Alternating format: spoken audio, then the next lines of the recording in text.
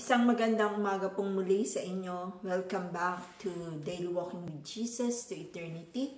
Ating pong basahin ang salita ng Diyos na matatagpuan sa John chapter 6, verse 1 to 15. Pagkatapos nito, tumawid si Jesus sa ibayo ng lawa ng Galilea na tinatawag ding lawa ng Tiberias.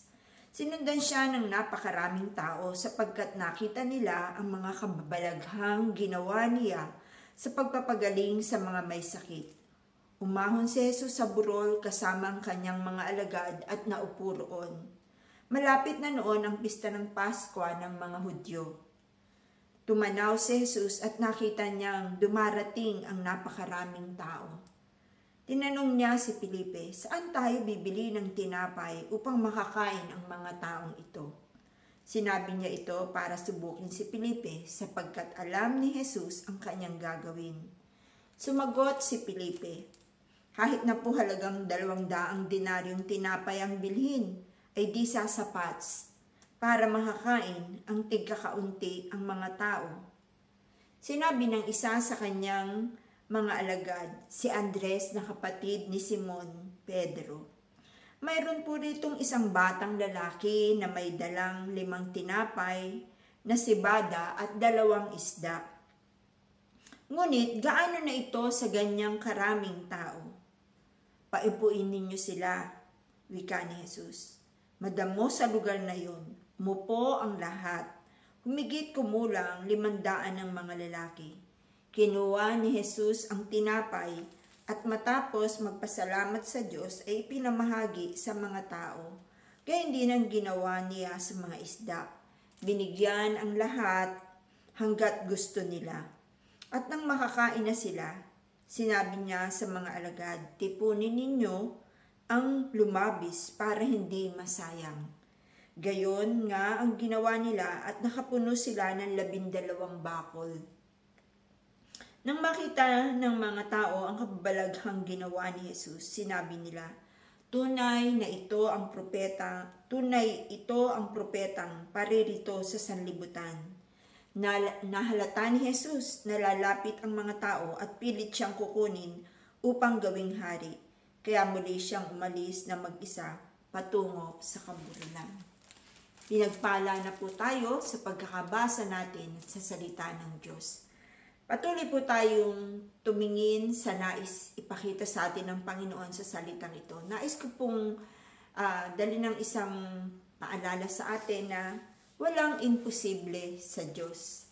Nakita po ng Panginoong Jesus ang napakaraming tao na sumusunod at nais siyang pakinggan, nais sumunod sa Panginoong Jesus. Sa kadahilan ng una ay nakita nila ang mga kababalaghang ginawa ng Panginoong Jesus sa pagpagaling niya sa maraming taong may sakit.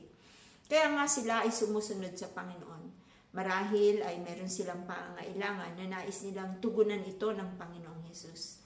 Nung oras na iyon ay nasa ilang na lugar sila. At sinabi ng Panginoong Jesus sa kanyang alagad, saan tayo kukuha ng ipakakain sa mga taong ito? At alam ng Panginoong Jesus ang kanyang gagawin, ngunit tinanong niya ang kanyang mga alagad, upang subukin sila kung ano ang kanilang magiging tugon sa sitwasyon na iyon. Nakakita po tayo dito ng 2 katugunan. Una, ang katugunan na hindi kaya dahil ito yung assessment natin sa salita ni Felipe. Sabi ni Felipe, kahit 200 denaryo pa, meron tayo ng ganitong salapi, hindi kaya nating bumili na pakainin ng lahat ng taong yan at hindi pa sila mabubusog doon. Ibig sabihin po, sa kanya, walang ganong karaming pagkain at kulang din yung kanilang pambili. Isang katugunan na nakikita niya yung limitation ng kakayahan ng isang tao, ng mga katulad nila ng mga tao. At hindi niya nakita ang pwedeng gawin ng Diyos sa kalagitnaan ng sitwasyon na iyon. Ang pangalawang tugon ay yung sinabi ni Andres. Ang sinabi ni Andres, meron pong isang bata dito na may dalang 5 tinapay na sibada. at 2 isda, sabing ganon. Pero hindi pa rin po ito sapat. Ang nakakatuwa po dito sa ikalawang tugon, merong bata. Marahil hindi naman si Andres ang meron nun ang nakakaalam. Pero yung bata, I think, and this is what some of the commentary says, na maaring inoffer ng bata ang kanyang dalang 5 tinapay o 2 isda. Siguro naririnig niya na nag-uusap-usap yung mga alagad at ang Panginoong Hesus. At ang batang ito ay lumapit kay Andres. Mayroon po ako ditong 5 tinapay at 2 isda. Nais niyang i-share yun. Ano yung makikita po natin sa response ng batang ito? Ang tingin ng batang ito, merong magagawa ang Panginoon, kaya nga ibinigay niya at willing siyang i-share kung ano ang meron siya. Kahit ito ay kakaunti, sa ganong kalaking sitwasyon, yung mga alagad meron silang pera, makakabili nga daw, pero hindi sapat. Pero yung batang ito, ang meron siya ay yung baon niya, na good for 1 person lang siguro yun, or pwede rin i-share sa kasama, for 2. Pero, ano po ang nakita ng bata na binigay niya ito kay Andres para i-offer yung kanyang magagawa? Yung bata may magagawa pa na i-offer yung kanyang binigay. Ang nakita po dito ng bata ay naandun ang Panginoong Hesus para gumawa ng mga kababalaghan. Diba kaya nga sila sumusunod sa Panginoong Hesus dahil nakakita sila ng mga kababalaghang ginawa niya? At ito bang sitwasyon na ito ay hindi kayang tugunan ng Panginoong Hesus? Ito ang pananampalataya ng bata. Pinakita ni Jesus ang paraan ng Diyos kung paano tugunin ang pananampalatayang ipinakita ng bata. Una, ano po ang ginawa ng Panginoong Jesus? Kinuha po ang tinapay, kinuha ni Jesus ang tinapay, at matapos magpasalamat sa Diyos, ay ipinamahagi sa mga tao. Gayon din ang ginawa niya sa isda. Ano po ang ginawa ng Panginoong Hesus doon sa tinapay na inoffer ng bata? Ipinagpasalamat to sa Panginoon. Ano po yung pwede nating matutunan dito? Kahit po sa kukonte, in less or in more, ang dapat po nating gawin ay palaging magpasalamat sa Diyos. Alam niyo po ba, ang anumang bagay na ipinanalangin ng may pasasalamat ay nagkakaroon po ng katugunan sa Panginoon. Ganito po ang sabi niya, di ba, sa Pilipos 4:6-7, sa 4:6, huwag kayong mag-alala sa anong bagay, kundi sa pamamagitan ng panalangin may pasasalamat ay ipaabot nyo sa Diyos ang inyong pangangailangan.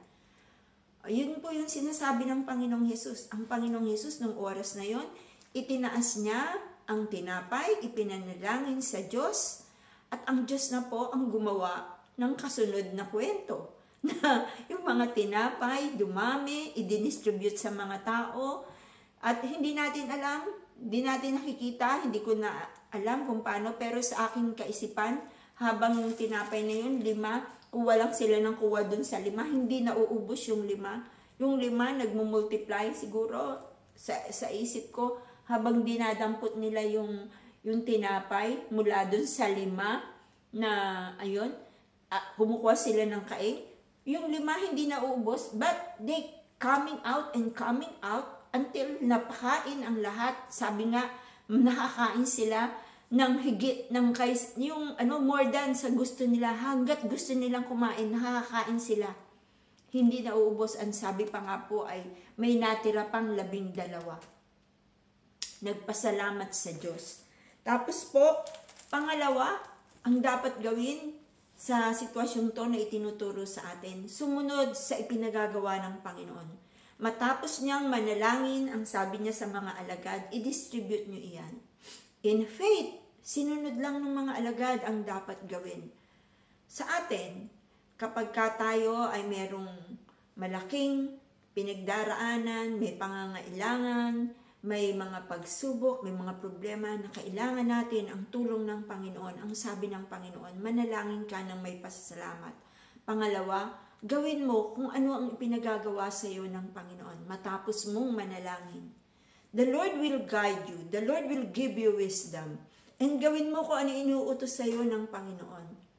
Meron akong narinig na isang patotoo at totoo po ito, maging sa akin.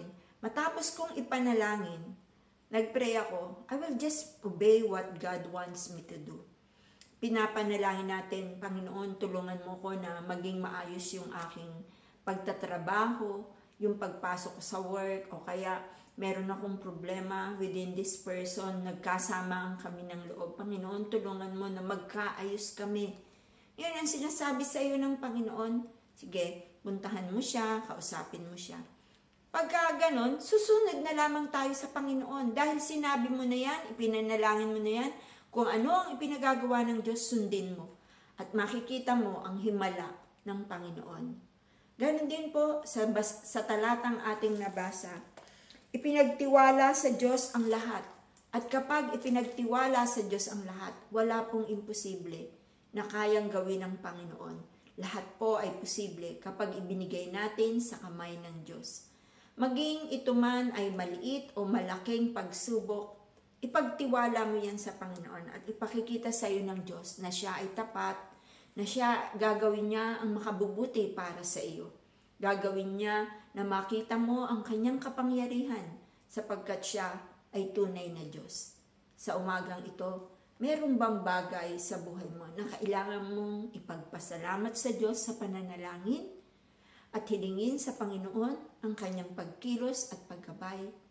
Pagtiwalaan mo ang Panginoon. Walang imposible sa Diyos. Kailangan mo magkaroon ng childlike faith. Yung faith ng batang iyon na kapag ang Panginoon ay nasa kanyang buhay, na ang Diyos ay naroon, kayang gawin ng Panginoon ang makabubuti para sa lahat. Tayo po ay manalangin. Aming Diyos at aming Ama, maraming salamat dahil ikaw nga po ang Diyos na tumutugon sa aming mga panalangin. Wala pong bagay na imposible sa iyo, lalong-lalo na kung ito ay magtataas, magluluwalhati ng iyong pangalan, ikaw ay dadakilain, at upang ipakita mo na ikaw ay totoong Diyos at buhay na Panginoon.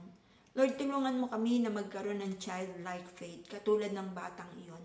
Hindi siya nag-atubiling ibigay ang kanyang makakaya, sapagkat alam niyang may magagawa si Jesus. Panginoon, ganito rin ang ibigay mo sa aming pananampalataya. Tulungan mo kami, Panginoon, na sa lahat ng bagay ay magtiwala sa iyo at huwag mag-alinlangan sa iyong kapangyarihan. Salamat po, Panginoon, sapagkat alam ko po, ikaw ang kikilos, ikaw ang gagawa sa buhay ng bawat tagapakinig sa umagang to.